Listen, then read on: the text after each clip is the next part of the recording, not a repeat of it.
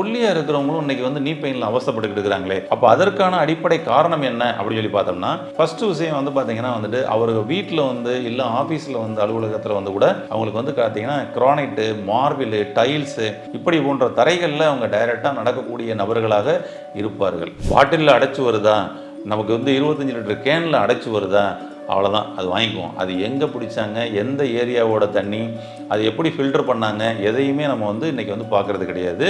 அப்போ பார்த்திங்கன்னா இது மாதிரி நமக்கு பாட்டில் தண்ணிகள் அதிகமாக குடிக்கக்கூடிய நபர்களுக்கு இன்றைக்கி முழங்கால் மூட்டு வலி வருது. 2 டேஸ் நல்லெண்ணெய் பயன்படுத்துங்க, 2 டேஸ் தேங்காய் எண்ணெய் பயன்படுத்துங்க, 2 டேஸ் பார்த்திங்கன்னா கடுகு எண்ணெயை பயன்படுத்துங்க, 2 டேஸ் கடல் எண்ணெயை பயன்படுத்துங்க. இப்படி ஒரு ஆல்டர்னேட்டிவாக நீங்கள் எண்ணெய்களை மாற்றி மாற்றி பயன்படுத்தப்படும் பொழுது நீங்கள் இந்த முழங்கால் மூட்டு வலி வராமல் தடுக்கப்படலாம். களி பண்ணுவாங்க, அந்த களியில் பார்த்திங்கன்னா நல்ல செக்கில் ஆட்டின நல்லெண்ணெயை ஊற்றுவாங்க, ஊற்றி அதை கூட அப்படியே கொஞ்சம் கருப்பட்டியை போட்டு அப்படியே கடைஞ்சி எடுத்து ஒரு அல்வா போல் சாப்பிடுவாங்க. முழங்கால் மூட்டு வலி மட்டுமல்ல, உங்கள் உடம்புல இருக்கக்கூடிய எல்லா ஜாயிண்ட்டுக்கும்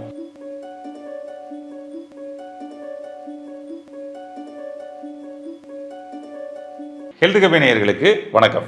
இன்றைக்கி நீ பெயின் அப்படின்றது கொஞ்சம் வெயிட் போட்டுட்டாலே வந்துருச்சுங்க. ஏன்னா நீ பெயினுக்கு அடிப்படை காரணமே ஒபிசிட்டி தான். ஆனால் அது பார்த்திங்கன்னா இன்றைக்கி ஒல்லியாக இருக்கிறவங்களுக்கும் வருது. அப்போ இதற்கு காரணம் தான் என்ன? வெயிட்டு தான் காரணமா, இல்லை ஒல்லியாக இருந்தாலும் இந்த நீ பெயின்றது வருமா? இதற்கு அடிப்படை காரணங்கள் தான் என்ன? அதற்கு ஈஸியான சொல்யூஷன் என்ன? அதை பற்றி தான் பார்க்க போகிறோம். வாங்க பார்க்கலாம். நீ பெயின் அப்படின்றது அதிகப்படியான உடல் எடை இருக்கிறவங்களுக்கு அந்த டோட்டல் வெயிட்டுமே முழங்கால் ஏரியாவில் தான் ப்ரெஸ் பெயின் கொடுக்குது. அப்போ அங்கே கம்ப்ரஸ் ஆகுது, அதனால நீ பெயின் வருது அப்படின்றது ஒரு காமனான ஒரு விஷயம். ஆனால் ஒல்லியாக இருக்கிறவங்களும் இன்னைக்கு நீ பெயினில் அவஸ்தைப்பட்டுக்கிட்டு இருக்கிறாங்களே, அப்போ அதற்கான அடிப்படை காரணம் என்ன அப்படின்னு சொல்லி பார்த்தோம்னா, ஃபர்ஸ்ட் விஷயம் பார்த்தீங்கன்னா அவருக்கு வீட்டில் இல்லை ஆஃபீஸில் அலுவலகத்தில் கூட அவங்களுக்கு பார்த்தீங்கன்னா கிரானைட்டு, மார்பிள், டைல்ஸு இப்படி போன்ற தரைகளில் அவங்க டைரெக்டாக நடக்கக்கூடிய நபர்களாக இருப்பார்கள். இது ஒரு ரீசனுங்க ஒன்று. அதுக்கப்புறம் அவர்கள் சாப்பிட்ட உணவுகளில் ஒயிட் சுகர், மில்க் இந்த உணவுகளில் அடிமையாக இருப்பாங்க. யார்? இந்த நீ பெயின் வந்தவங்க. நீங்கள் வேணால் செக் பண்ணி பாருங்கள். இந்த முழங்கால் மூட்டு வலி பிரச்சனை இருக்குதா, அவங்க பார்த்தீங்கன்னா பாலுக்கு அடிமையாக இருப்பார்கள். அதுபோல் ஒயிட் சுகர், கொஞ்சம் ஜீனி கொஞ்சம் தூக்கலாக சாப்பிடக்கூடிய நபர்களாக இருப்பாங்க. இதுவும் ஒரு அடிப்படை காரணங்களாக இருக்குது. காரணம் தெரிஞ்சால் தான் தீர்வு ஈஸியாக இருக்கும். அப்போ இவங்கெல்லாம் இதெல்லாம் கொஞ்சம் கட் பண்ணால் ரொம்ப நல்லது. கட் பண்ண சுத்தமாக நிப்பாட்டாங்கன்னா ரொம்ப நல்லது. குறைச்சாலே மாற்றங்கள் தெரியும். அதுபோல் பார்த்திங்கன்னா இன்னொரு மிக முக்கியமான ஒரு அடிப்படை காரணம் இருக்குதுங்க முழங்கால் வலிக்கு. என்ன அப்படின்னா, நாம் குடிக்கக்கூடிய தண்ணீர். இந்த தண்ணீர் முழங்கால் வலியை வர செய்யுமா அப்படின்னா நிச்சயமாக வர செய்யும். தண்ணீர் பார்த்திங்கன்னா நம்ம அன்னைக்கு ஒரே ஒரு கிணறு இருக்கும். அந்த கிணறு தான் நல்ல தண்ணி கிணறு அப்படின்னு சொல்லிட்டு ஒரு கிராமத்தில் அந்த கிணத்துல தான் தண்ணி எடுத்து குடிப்பாங்க. அப்போ அவ்வளவு பெரிய ஒரு கிராமத்தில் எல்லா கிணத்துலையும் டேஸ்ட் பார்த்துட்டு ஒரு கிணறை மட்டும் சூஸ் பண்ணி அந்த கிராமம் அங்கே தண்ணி எடுத்துக்கிட்டு இருக்கும். ஏன் அப்படின்னா, அந்த சுற்றி இருக்கக்கூடிய அந்த எல்லா கிணத்துலையும் அந்த பாறைகளுடைய தன்மை எப்படி இருக்குது, இது சுக்காம்பாறை சரிங்களா, இது கருங்கல் பாறை, இது செம்மண் பாறை அப்படின்னு சொல்லிட்டு அதை என்ன பண்ணுவாங்க, பாறைகள்லேயே இது பண்ணிட்டு அந்த தண்ணி இந்த தன்மை வாய்ந்தது. அப்போ இந்த மாதிரி உப்பு அதிகமாக அடர்த்தியாக இருக்கக்கூடிய அந்த தண்ணியை எடுத்து நம்ம குடித்தா அது பார்த்திங்கன்னா நமக்கு உடலை பலவீனப்படுத்தும் அப்படின்னு சொல்லிட்டு அந்த அதுலேயுமே அவங்க ஒரு சாய்ஸ் அதெல்லாம் சூஸ் பண்ணி எடுத்து அந்த தண்ணியை குடிச்சிக்கிட்டு இருந்தாங்க. ஆனால் இன்றைக்கி நம்ம குடிக்கக்கூடிய தண்ணீர் அப்படியெல்லாம் நம்ம சாய்ஸ் எடுத்து குடிக்கிறோமா அப்படின்னு பார்த்தோம்னா கிடையாது. பாட்டிலில் அடைச்சி வருதா, நமக்கு 25 லிட்டர் கேனில் அடைச்சி வருதா, அவ்வளோதான், அது வாங்கிக்குவோம். அது எங்கே பிடிச்சாங்க, எந்த ஏரியாவோட தண்ணி, அது எப்படி ஃபில்டர் பண்ணாங்க, எதையுமே நம்ம இன்றைக்கி பார்க்குறது கிடையாது. அப்போ பார்த்திங்கன்னா இது மாதிரி நமக்கு பாட்டில் தண்ணிகள் அதிகமாக குடிக்கக்கூடிய நபர்களுக்கு இன்றைக்கி முழங்கால் மூட்டு வலி வருது. எலும்பு தேய்மானம், செர்விக்கல் ஸ்பாண்டிலோசிஸ், லம்பார் ஸ்பாண்டிலோசிஸ் போன்ற பிரச்சனைகள் ஏற்படுது.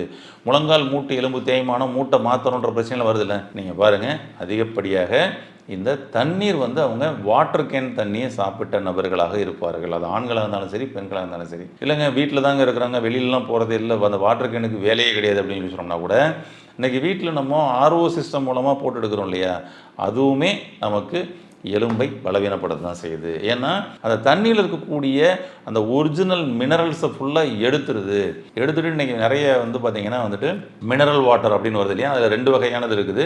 மினரலை ஆட் பண்ணி நமக்கு வந்து கொடுக்கக்கூடிய ஒரு விஷயம் இருக்குது. ஓகேங்களா, மினரல் எக்ஸ்ட்ரா வந்து பார்த்திங்கன்னா ஆட் பண்ணியும் கொடுக்குறாங்க. ஆனால் நம்ம வீட்டில் போட்டிருக்க ஆர்வத்தில் அதுவும் பண்ண முடியாது. அப்போ வந்து பார்த்திங்கன்னா இன்றைக்கி இருக்கக்கூடிய அந்த மினரல்ஸை ஃபுல்லாக எடுத்துட்டு மினரல்ஸே இல்லாத மினரல் வாட்டர் அதிகமாக எடுக்கக்கூடிய சூழல் ஏற்பட்டிருக்குது. இப்படி மினரல் இல்லாத மினரல் வாட்டரை சாப்பிட்டால் அவர்களுக்கு முழங்கால் வலி வரும். இப்போ இதை போய் எப்படி தடுக்கிறது? அப்போ அந்த வாட்டரை இனிமேலாவது நம்ம நிப்பாட்டலாம். அந்த வாட்டருக்கு அடுத்த சோர்ஸ் நம்ம வந்து போகலாம். அதாவது உங்களுக்கு முழங்கால் வலி வந்துருச்சு, நான் சொல்கிற விஷயம் ஒரே விஷயம்தான். உங்களுடைய குழந்தைகளுக்காவது அடுத்தது முழங்கால் வலி வராமல் இருக்கணும்னா நான் என்ன பண்ணுறதை கடைபிடிங்க. இதே மாதிரி முழங்கால் வலி வந்தால் இதே மாதிரி மாத்திரை சாப்பிடணும்னு சொல்லிட்டு நீங்கள் அட்வைஸ் பண்ணுறதை விட, முழங்கால் வலி எனக்கு வந்ததுக்கான அடிப்படையான காரணம் ஃபஸ்ட்டு விஷயம் வந்து பார்த்திங்கன்னா வந்து பால், ஜீனி, அடுத்ததாக தண்ணி, இந்த 3ஐயும் முதல்ல அவாய்ட் பண்ணுங்கன்னு சொல்லுங்கள். 4வதாக இன்னொரு விஷயம் இருக்குதுங்க. அது என்னன்னா எண்ணெய்.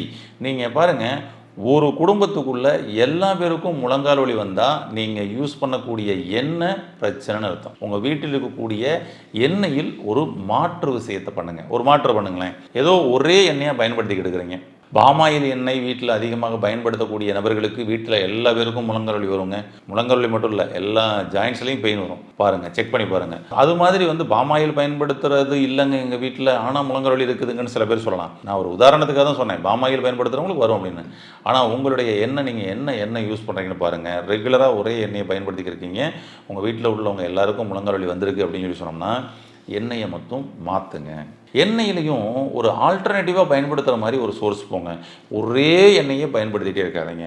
அப்போ வந்து பார்த்திங்கன்னா வந்துட்டு இன்றைக்கி வந்து ஒரு வாரத்தில் வந்து ஒரு 7 நாள் இருக்குது அப்படின்னு சொல்லி சொன்னோம்னா ஒரு 2 days ஒன்ஸ் மாற்றுங்க. 2 days நல்லெண்ணெய் பயன்படுத்துங்க. 2 days வந்து தேங்காய் எண்ணெய் பயன்படுத்துங்க. 2 days வந்து பார்த்திங்கன்னா கடுகு எண்ணெயை பயன்படுத்துங்க. 2 days கடலை எண்ணெயை பயன்படுத்துங்க. இப்படி வந்து ஒரு ஆல்டர்னேட்டிவாக நீங்கள் வந்து எண்ணெய்களை மாற்றி பயன்படுத்தப்படும் பொழுது நீங்கள் இந்த முழங்கால் மூட்டு வலி வராமல் தடுக்கப்படலாம். ஏன்னா ஆயில் ரொம்ப முக்கியங்க நம்ம ஆயிலோடு இருக்கிறதுக்கு. அப்போ இந்த ஆயிலை நம்ம டோட்டலாகவும் அவாய்ட் பண்ணக்கூடாது, ஆயிலை நம்ம பாட்டுக்கு உள்ள ஓவராகவும் கொடுக்கக்கூடாது. அவ்வளோதான் விஷயம். முன்னாடி எல்லாத்துக்கும் ஆயில் கொடுத்துக்கிட்டு இருந்தாங்க, உடம்புல நல்லா தான் இருந்தாங்க.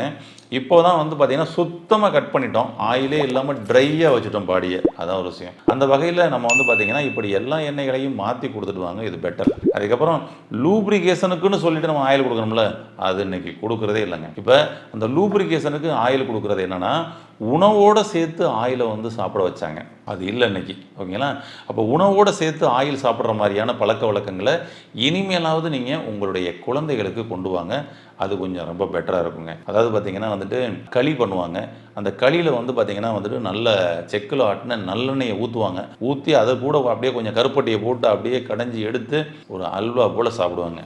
முழங்கால் மூட்டு வலி மட்டுமல்ல, உங்கள் உடம்புல இருக்கக்கூடிய எல்லா ஜாயிண்ட்டுக்கும் இது ஒன்று தான் அற்புத தீர்வு. இந்த உளுந்தங்களி, வெந்தயக்களி, இப்படி வந்து களிகளே பார்த்திங்கன்னா வந்துட்டு வெரைட்டியாக பண்ணி அதை வாரத்தில் எப்படியாவது 1 நாள் 2 நாளாவது உள்ளே கொண்டு போயிடுவாங்க. எனக்கு அது இல்லையே, உங்களுக்கு மூட்டு வலி ஓகே, உங்களுடைய குழந்தைகளுக்கு வராமல் இருக்கணும்னா இப்போ இருந்து உடனடியாக குழந்தைகளை எல்லாருக்கும் வந்து களி சாப்பிடக்கூடிய பழக்கத்துக்கு கொண்டு போங்க. இந்த களியில் செக்கில் ஆட்டின நல்லெண்ணையும் கருப்பட்டியும் சேர்த்துருங்க. எதுக்காக செக்கில் ஆட்டின நல்லெண்ணையும் கருப்பட்டியும் சேர்த்தாங்க அப்படின்னு சொல்லி சொன்னோம்னா, கருப்பட்டி அப்படின்றது எலும்பை இரும்பாக்கும் அப்படின்பாங்க. எலும்பை இரும்பாக்கும் தன்மை கருப்பட்டிக்கு இருக்குது. அதனால தான் வந்து பார்த்திங்கன்னா அந்த கடலை உருண்டை சாப்பிட்ற பழக்கம்லாம் வந்தது. கடலை உருண்டையில் கருப்பட்டி கலந்த கடலை உருண்டை தான் அன்றைக்கி முன்னாடி வந்தது.